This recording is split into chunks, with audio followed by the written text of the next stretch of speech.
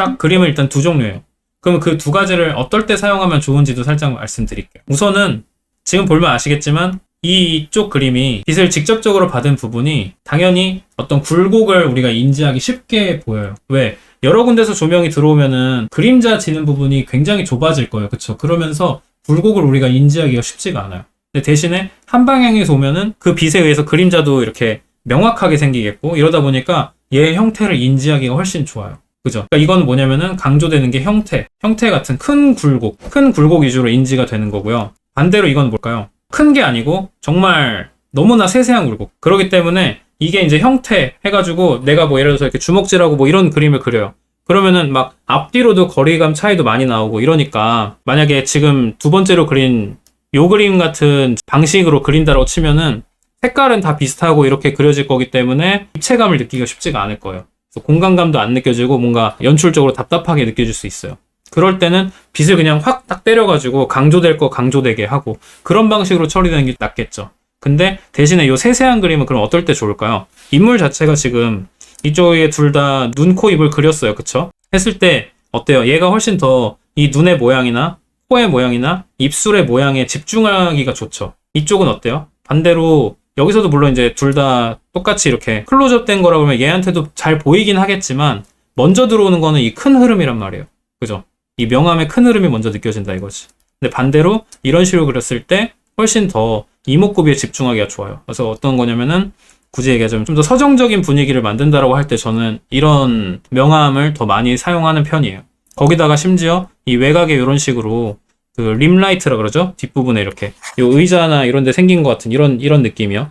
그런 걸 해주면은 외부와 이렇게 딱 선적으로 이렇게 구분이 돼요. 그쵸? 외부에 이렇게 라인이 생긴다라는 거예요. 그런 식으로 잘 구분이 가기 때문에 구분 내주기에도 나쁘지 않고, 그러고 좀 더 얘한테 집중할 수 있으니까 그 점도 좋고 해서 그런 경우에 이런 명암 상태를 사용해주면 좋다라는 거. 그렇게 일단 이제 설명한 걸 대충 요약하자면은 컬러를 어떻게 사용해야 될지, 초반에 색깔이 어두워지기 전까지는 채도 위주로만 좀 건드려주고요. 채도 위주로만 그렇게 해주고, 그러다가 고유색, 뭐 예를 들어서 피부는 뭐 이렇겠지만 얘가 예를 들어서 파란 옷 입었어요. 파란 옷. 얘 원래 색깔이, 옷 색깔이 예를 들어서 여기다 대충 칠해볼게요. 이런 색 옷이에요. 그렇다라고 하면은 일단 완전 밝아지면은 이게 이제 질감에 따라 다른 거예요. 이게 예를 들어서 가죽이고 아니면 그 에나멜 재질이라고 해서 반짝반짝거리는 거. 그렇다 그러면 이렇게 거의 화이트에 가까운 색도 충분히 나올 수는 있거든요. 그죠? 그러면은 우리가 그 색깔과 나머지 컬러 간의 중간 톤을 만들었는데 그걸 어떻게 만들어야 될지 하는 거예요. 이거 두 개를 찍어보면은 여기 찍히는 거 그리고 여기 찍히는 걸 관찰할 수가 있는데, 보통은 이거 두 개를 이렇게 해서 비벼줘요. 그럼 어떤 컬러가 나올까요?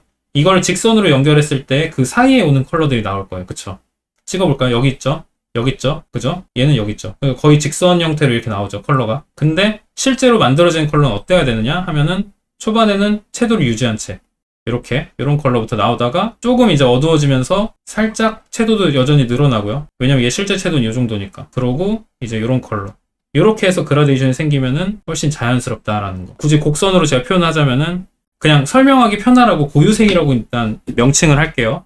고유색까지 어떤 식으로 가야 되느냐, 이렇게 이해하시면 돼요. 흰색이 있고요. 그 다음에 뭐 어딘가에 이제 고유색이 있어. 그럼 그래프가 이렇게 가는 거가 아니고 어떻게 가야 된다? 좀 더 그 함수 그래프처럼 이렇게 곡선 형태를 띠면서 색깔이 변한다라고 보시면 돼요. 이게 정답. 이해하셨을 거라 생각이 돼요. 그 다음에 이제 마지막으로 하고 싶은 이야기. 여러분들이 이제 색감이나 이런 거, 그래서 이거를 컬러를 이제 우리가 어떻게 조절해주면 좋은지, 우리가 왜 이런 오류 이런 거 솔직히 설명 한번 들으면 이제 뭔지 대충 아시겠죠?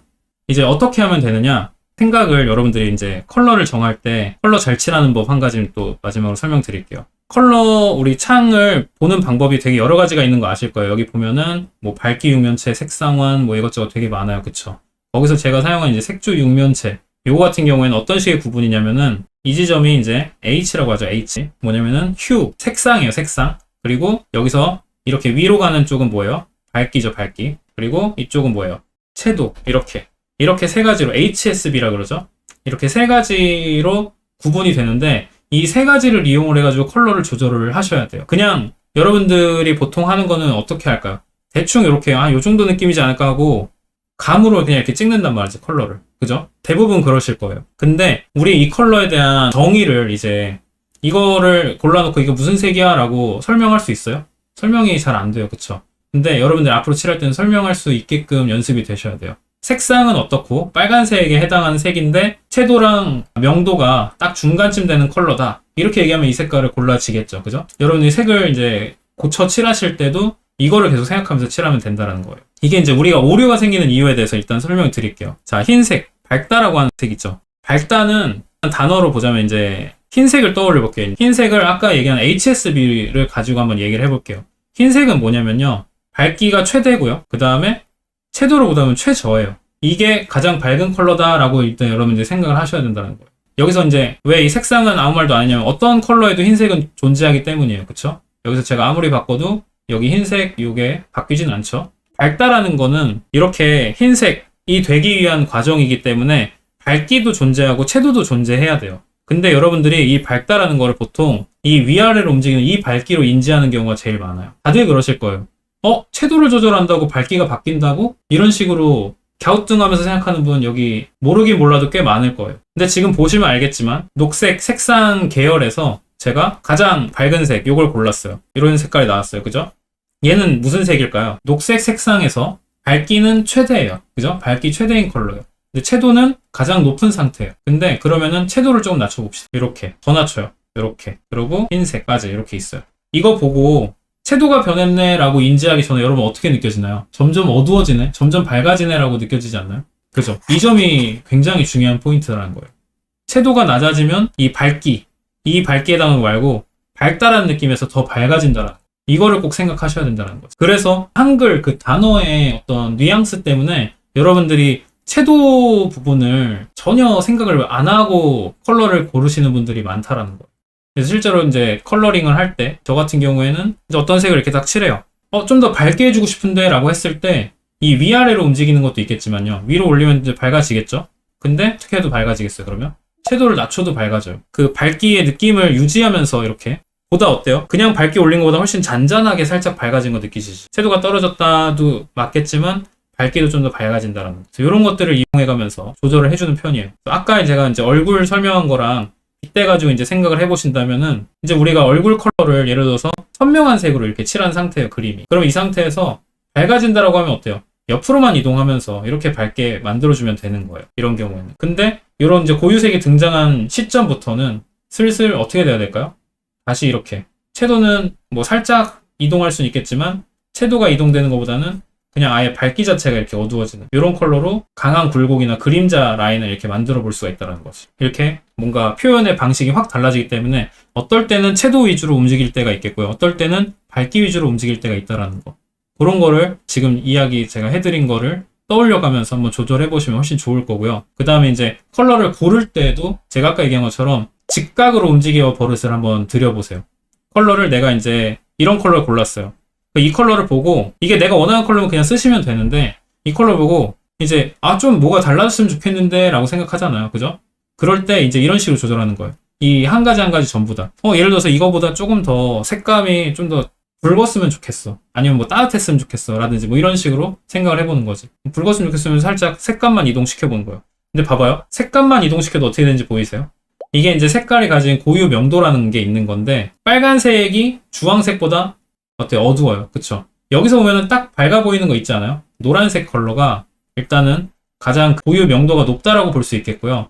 그 다음에 이 색깔도 굉장히 높다고 볼 수 있어요. 그쵸? 그럼 나머지 색깔 이런 것들은 좀 더 어둡게 느껴져요. 빨간색도 어둡게 느껴지고 가장 어둡게 느껴지는 거 어디예요? 이 파란색 계열이죠. 파란색 계열 굉장히 어둡게 느껴져요. 그래서 내가 조금 더 어둡게 하고 싶다라고 할 때 저는 이 만약에 피부색이었으면은 얘 주황색쯤을 골랐다가 더 빨간색을 이용을 해줘요. 그러면은 알아서 이렇게 좀 더 어둡게 바뀌어요. 색감. 이것도 한 가지 좋은 방법 중에 하나예요. 파란색을 쓸 때도 이런 색으로 약간 밝은 위치에 칠할 때는 이런 색 위주로 좀 써주다가 좀 더 그냥 뉘앙스적으로 어둡게 바꿔주고 싶다 하면은 색감 자체를 이렇게 바꿔주기도 해요.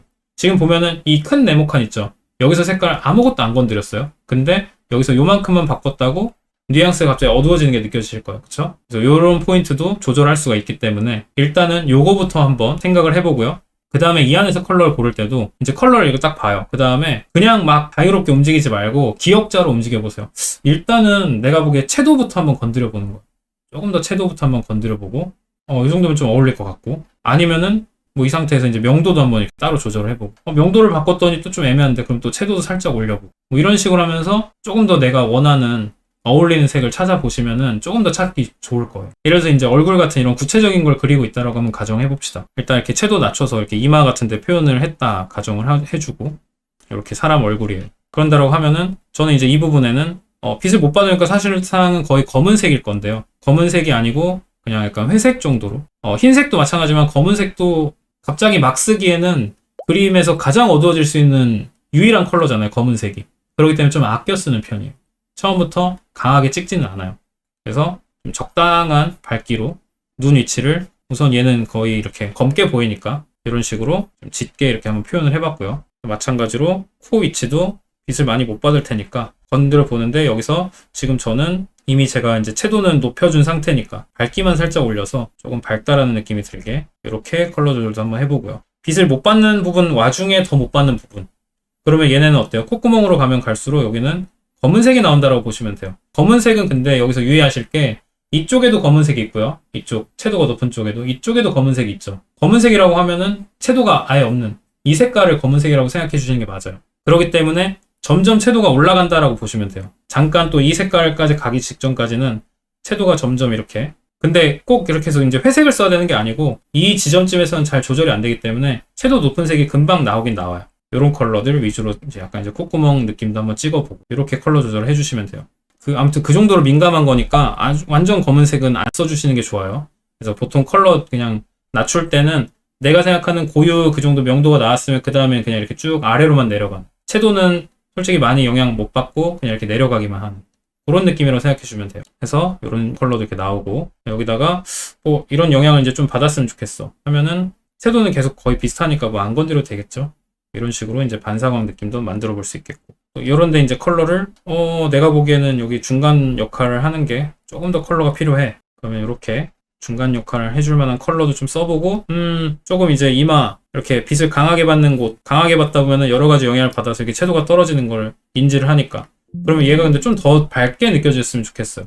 그러면은 어때요? 여러 가지 방법이 있으니까 또 다른 방법 써보는 거야. 색상을 약간 노랗게, 이 컬러에서 다시 조절할게요. 너무 갑자기 확 바뀌어가지고 이 정도 했더니 채도가 너무 높은 것 같다. 그러면 채도를 바꿔줘요. 근데 채도만 바꾸면 어떻게 될까요? 밝아진다고 했어요. 그죠? 그러니까 밝기는 살짝 내려주는 거예요. 그럼 이 정도 컬러. 이렇게 딱 생각하면서 바꾸는 거죠. 좀 납득이 됐나요? 이런 식으로 컬러 조절하는 거. 이게 여러분들이 말만 듣고 바로 따라 하시기에는 제가 장담하는데 불가능합니다. 이게 제가 여러분들을 약간 비하하는 그런 의도가 아니고, 여러분들이 이렇게 설명만 들어서는 그래서 어디는 채도를 올려야 된다는 거고 어디를 낮춰야 된다는 거고 하는 게 헷갈리실 거예요. 그런 의미예요.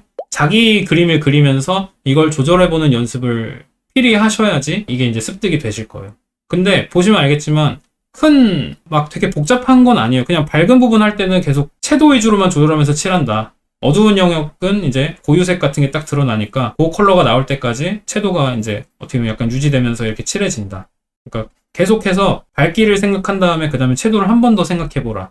그 정도. 그 다음에 이제 색깔 변화도 한 번씩 이렇게 줘야 되는데, 그럴 때 이렇게 채도를 확 바꿔버리는 색도 중간중간에 이렇게 쓰일 수 있다라는 거. 그래서 이런 여러 가지들을 이제 조절하면서 그려보시면은 자연스럽고 여러 가지 컬러를 이용된 이런 예쁜 그림을 만들 수가 있는 거죠. 일단은 설명한 이 정도인데 혹시 궁금하신 점 있을까요? 여러 번 했던 설명이라 좀 이해가 되셨는지 모르겠어요. 감으로라고 말씀하시면은 조금 다릅니다. 이거를 그냥 감이라고 하면은 저는 그렇게는 생각 안 해요. 왜냐면은 관찰을 통해서 얻을 수 있는 정보거든요. 물론 절대값은 아니에요. 막 컬러가 무조건 요 색깔이 나온다 이렇진 않아요. 진짜 보는 사람에 따라서 해석에 따라서 달라질 수 있어요. 충분히. 그렇기 때문에 이거를 뭐 감이라면 감이라고도 할 수 있겠지만, 분명히 어쨌든 관찰이라는 어느 정도 객관성이 있는 그런 것들을 통해서 얻을 수 있는 패턴이라고 할까요? 그러니까 딱 정확한 수치 이런 건 아니겠지만 어느 정도 패턴 같은 게 있을 수 있기 때문에 충분히 여러분들 연습하면은 잘 되는 부분이라고 할 수 있겠어요. 오케이? 오늘 설명은 여기까지.